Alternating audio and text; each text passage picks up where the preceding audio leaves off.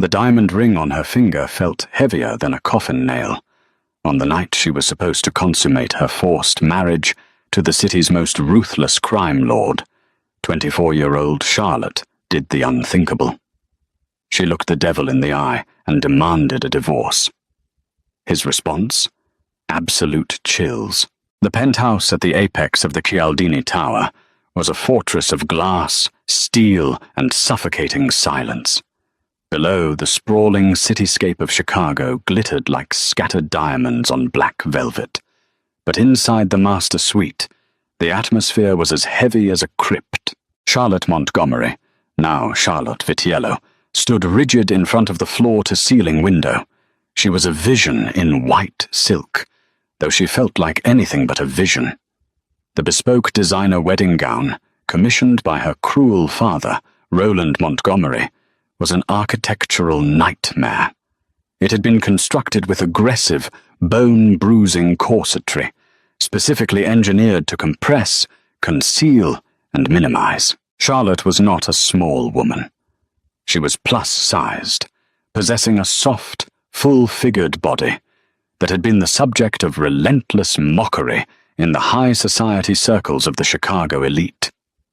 Where her younger sister, Beatrice, was a waifish, size 2 socialite who floated through ballrooms, Charlotte was the heavy burden of the Montgomery family. She had spent her entire life being told to take up less space, to eat less, to speak less, to simply be less. Tonight, she had been traded like a piece of depreciating livestock to clear her father's 8-figure gambling debt. She had been handed over to Jaden Vitiello, the 32-year-old undisputed head of the Vitiello syndicate. Jaden was a man whose name was only spoken in hushed, terrified whispers. He was notoriously cold, fiercely intelligent, and possessed a violent streak that kept the entire eastern to seaboard's underworld in line. The heavy mahogany door clicked open. Charlotte's breath caught in her throat. She didn't turn around, though she saw his reflection in the dark glass of the window. Jaden stepped into the suite. He was imposing, standing well over 6 feet, his broad shoulders filling out a tailored black tuxedo that cost more than a luxury sedan. He smelled of rain, expensive aged whiskey, and the sharp metallic tang of danger. Without a word, he unbuttoned his suit jacket, draped it over a velvet armchair, and began to loosen his silk tie. "You can take it off," Jaden's voice broke the silence. It was a deep, gravelly baritone that vibrated through the floorboards. "The dress, it looks like it's cutting off the circulation to your lungs." Charlotte finally turned to face him. Her hands were trembling, but she balled them into tight fists at her sides, digging her manicured nails into her palms to ground herself. Her heart was a frantic drum against her ribs. This was the moment. The consummation of a mafia marriage was a binding ritual, a blood pact sealed in the dark. She knew what was expected of her. She also knew she would rather die than live a life cowering in the shadow of a man who looked at her with the same disguised disgust her father did. "No," Charlotte said. Her voice wavered for a fraction of a second before hardening into steel. Jaden paused, his fingers lingering on his collar. His dark, piercing eyes, the color of a stormy ocean, locked onto hers. He didn't look angry. He looked assessing. "No," he echoed, his tone dangerously soft. "I won't be taking it off." Charlotte stepped forward, her heavy skirts rustling aggressively against the hardwood floor. "And we won't be sharing this bed. Not tonight. Not ever. I want a divorce." The words hung in the air, heavy and lethal. To deny a mafia boss on his wedding night was an insult. To demand a divorce within an hour of taking the vows was a death sentence. Charlotte braced herself for the explosion. She expected him to draw the weapon she knew was holstered beneath his arm, or to cross the room and wrap his massive hands around her throat. Instead, Jaden simply stared at her. The silence stretched, tight as a piano wire, for 1 agonizing minute. A divorce, Jaden finally repeated, testing the word on his tongue as if it were a foreign delicacy. He walked over to a crystal decanter on a side table and calmly poured himself 2 fingers of amber liquid. "We haven't even cut the cake yet, Mia Mowgli, my wife. Isn't it a bit premature for legal dissolution?" "Don't mock me," Charlotte snapped, the years of repressed anger suddenly bubbling to the surface. She was tired of being the punchline. "I know exactly why I am here. Roland owed you $20 million he couldn't pay, so he gave you the daughter he didn't want. He pawned off the fat, ugly duckling of the Montgomery family because he couldn't bear to part with his precious Beatrice. I am collateral to you, a joke to your men, and a nuisance to your lifestyle."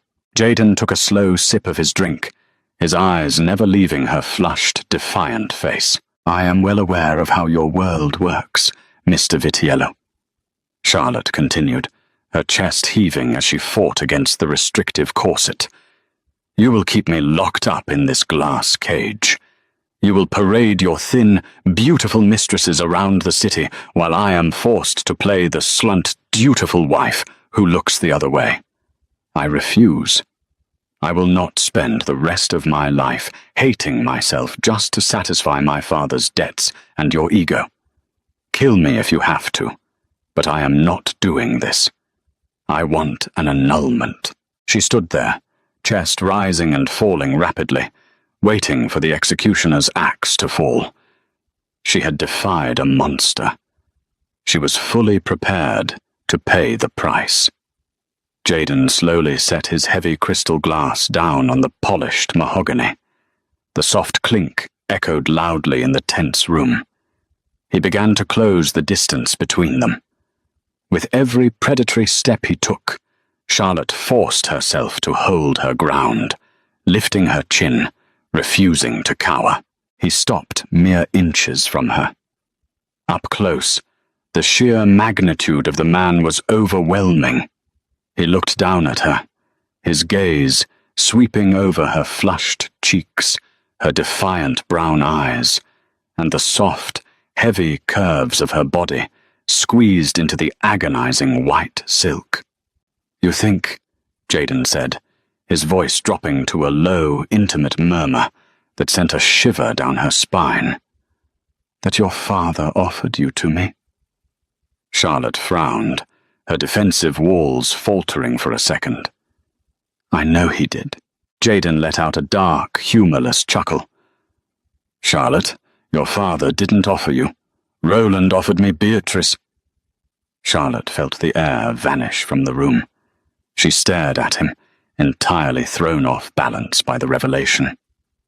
"What? 3 months ago, in a private room at the Continental Club, your father sat across from me, sweating through his custom suit," Jaden explained casually, leaning his hip against the edge of a heavy oak desk. "He owed me $24 million, to be exact. He slid a photograph of your sister across the table. Blonde, size 2, former debutante of the year. He offered her hand in marriage to unite our families and clear the ledger." Charlotte's mind raced. "Then, why am I here?"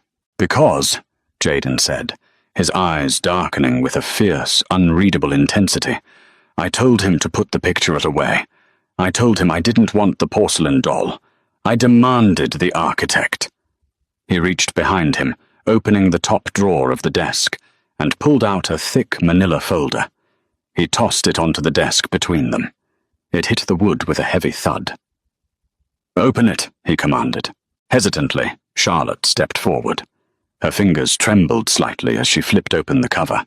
Inside were stacks of printed emails, complex routing numbers, offshore bank statements, and encrypted shipping manifests. It was a complete, meticulously documented trail of the Montgomery family's shipping logistics. Specifically, the highly illegal shadow networks they used to smuggle contraband through the port of Chicago. Charlotte felt the blood drain from her face. "Your father is a fool," Jaden said coldly. Roland is a degenerate gambler who can barely operate a smartphone, let alone engineer a decentralized, blockchain-encrypted logistics network that has successfully bypassed federal port authorities for 3 years. Your brother, Thomas, is a cocaine-addicted idiot who spends his days crashing yachts. And Beatrice, well, Beatrice doesn't know how to spell logistics. Jaden took a step closer, towering over her. It took my best hackers 2 months to crack the firewall on the Montgomery servers, and when we finally breached it, we didn't find Roland's digital footprint. We found yours. Charlotte swallowed hard. It was true. For 3 years, while her family mocked her weight and relegated her to the background of their glamorous lives, Charlotte had been the one sitting in the dark glow of her monitors, single-handedly keeping the family empire from complete collapse. She was a savant with numbers and systems. She had quietly built an impenetrable network that kept the family rich, receiving 0 credit and nothing but scorn in return. I didn't buy a broodmare, Charlotte. Jaden's voice was suddenly much softer, yet infinitely more intense. I didn't marry you for a trophy, or for an ornament on my arm, or to humiliate you. I married you because you are a genius. You are the only person in Chicago who can move 2 tons of untraceable cargo through a federal port without triggering a single alarm. I married you because my empire needs a strategist, and you are the best. Charlotte was paralyzed. For 24 years, she had been defined entirely by the space she took up, by the fat on her bones. To hear this ruthless, terrifying man strip all of that away and acknowledge her mind, her hidden, brilliant mind, left her speechless. And, Jaden continued, his jaw tightening, I married you to keep you alive.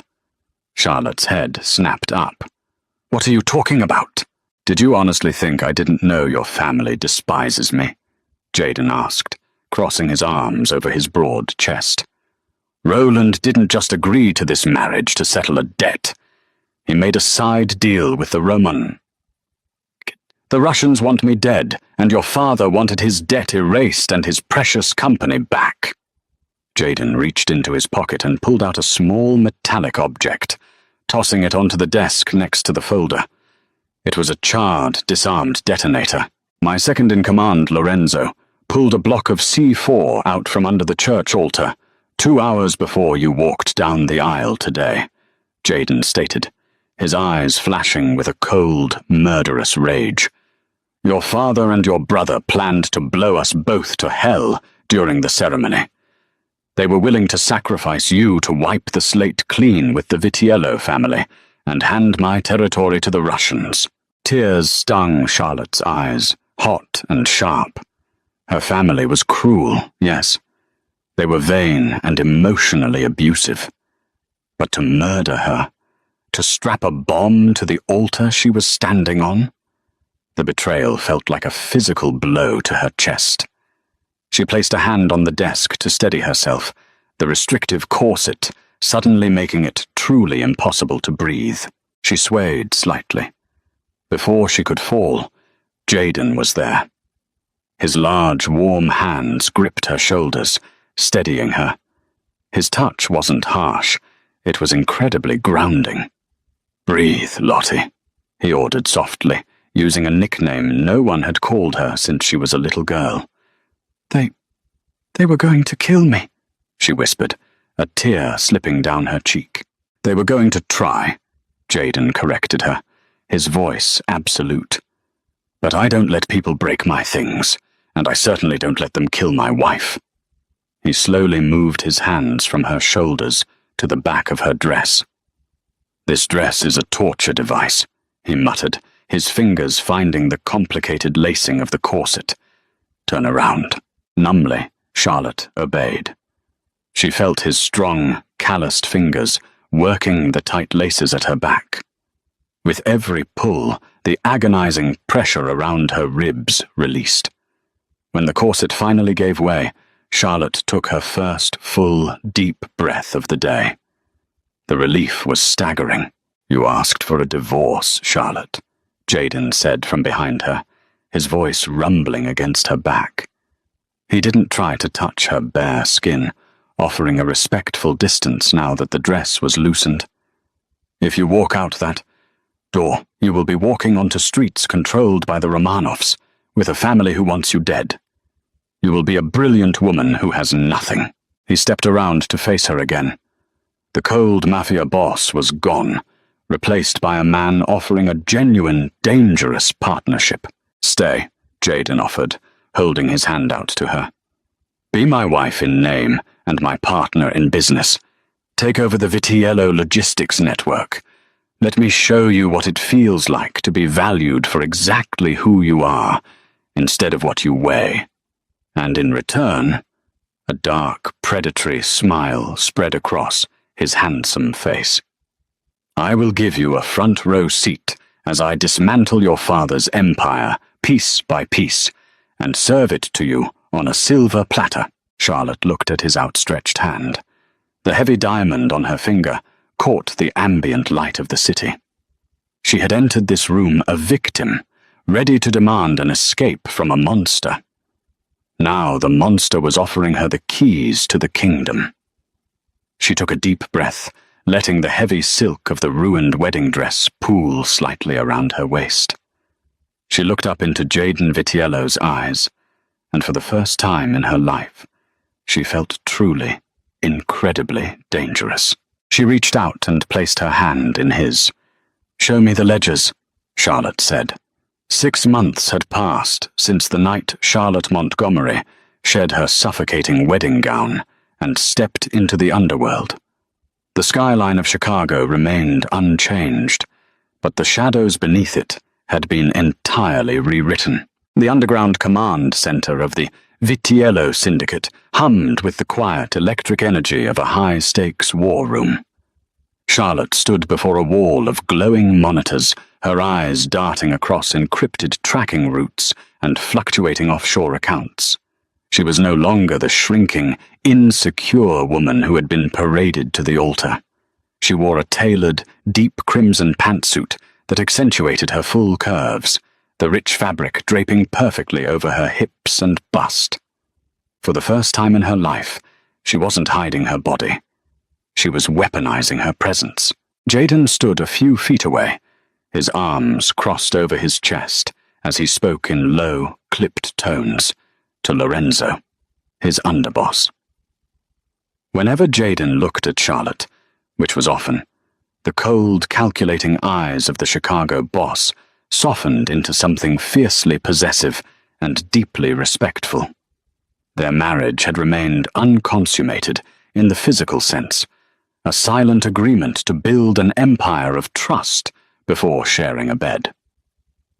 But the tension between them was palpable, a slow-burning fire that heated the very air in the room.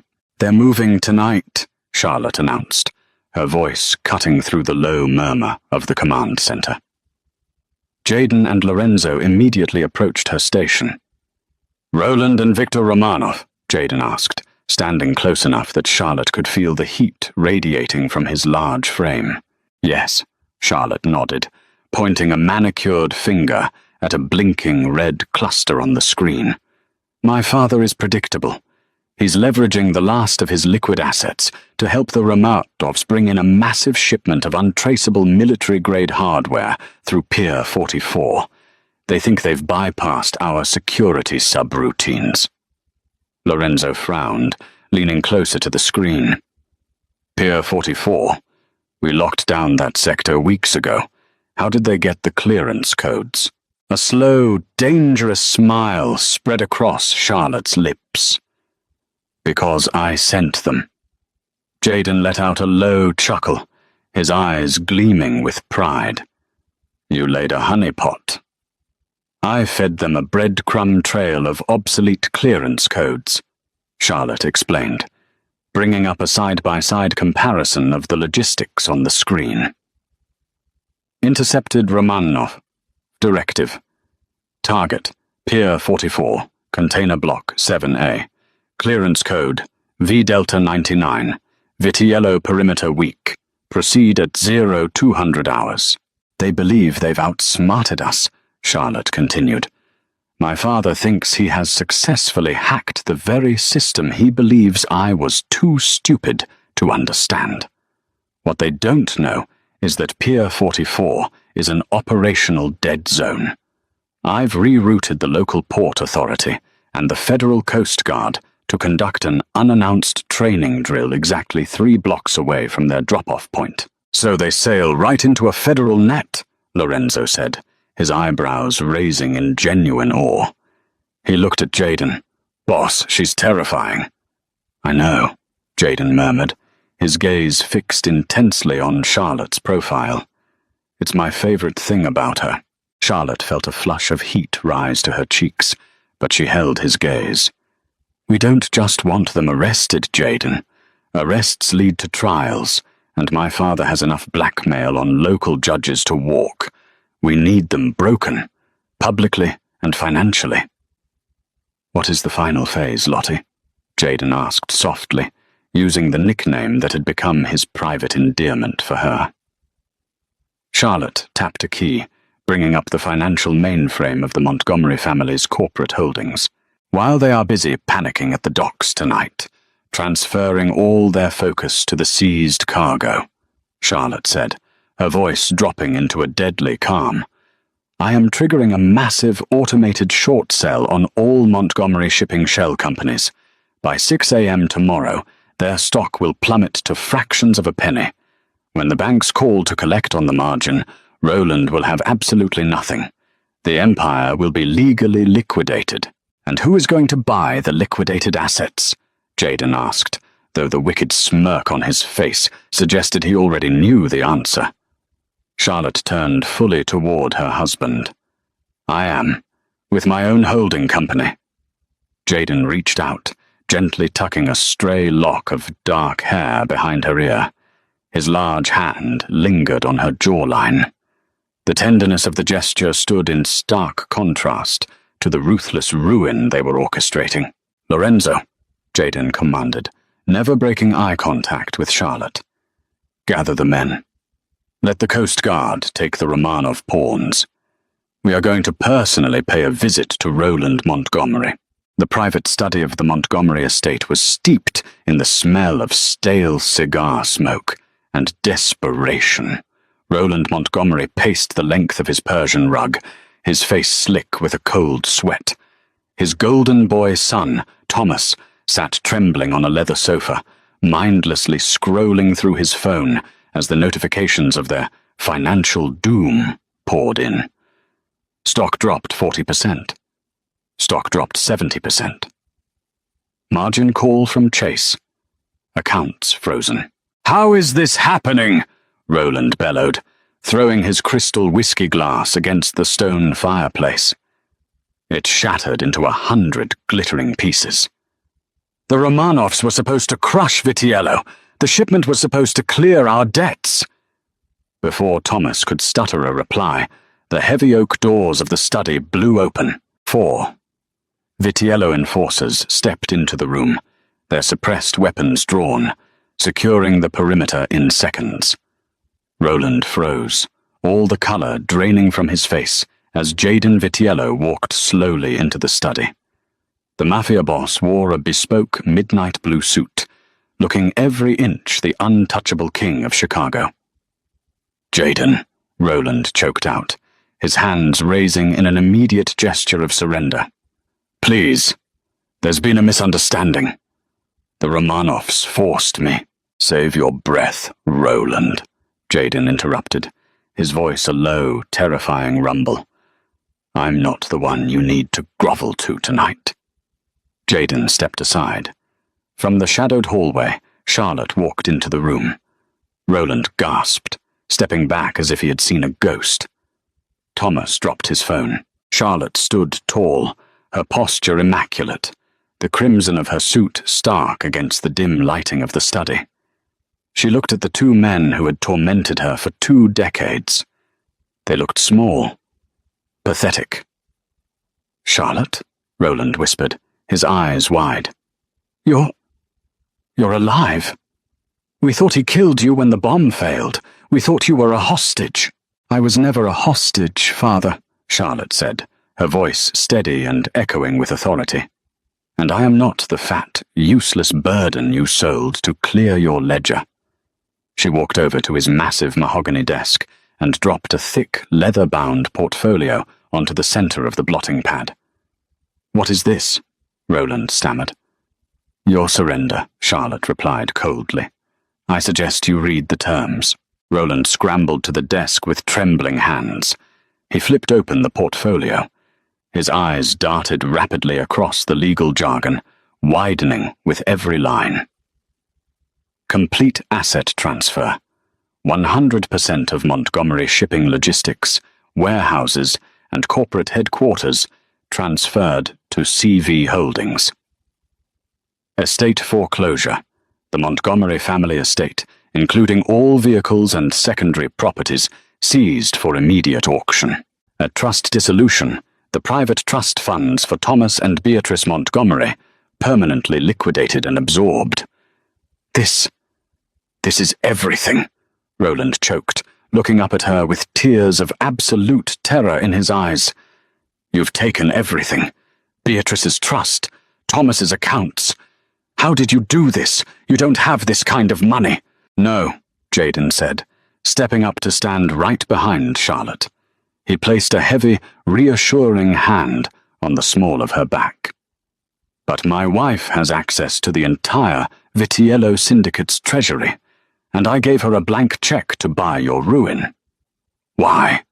Thomas cried out from the sofa. We're your family, Charlotte. Charlotte turned her fierce gaze to her brother.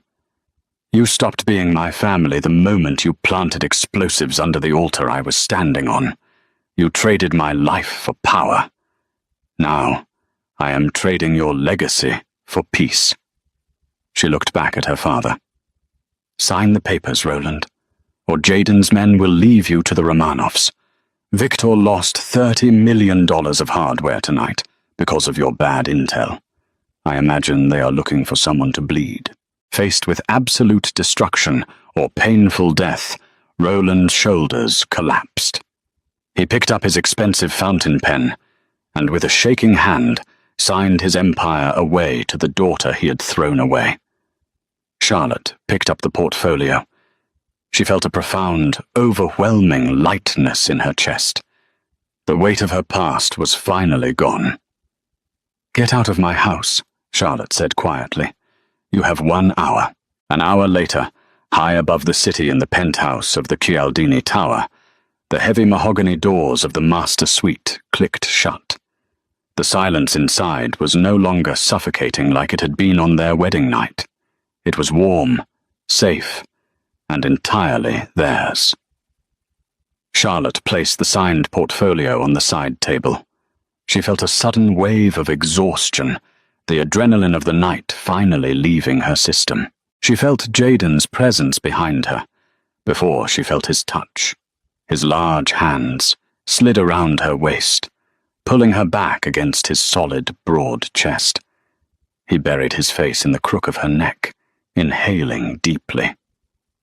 You were magnificent, Jaden murmured against her skin, sending a heavy shiver down her spine. A ruthless, brilliant queen. Charlotte leaned back into his embrace, her hands coming up to rest over his. It feels surreal. They have nothing. They have what they deserve, Jaden corrected softly. He turned her around in his arms, so she was facing him. His dark, stormy eyes searched hers, stripping away the armor she had worn all day. But what do you have, Lottie? Charlotte looked up at the fearsome Mafia Boss who had seen past her physical shell and recognized the fire in her soul. She reached up, framing his strong jaw with her soft hands. I have my empire, she whispered, and I have my king. Jaden's eyes darkened with raw, unbridled desire. Are you sure? Because once I kiss you, Charlotte, I am never letting you go. You are mine.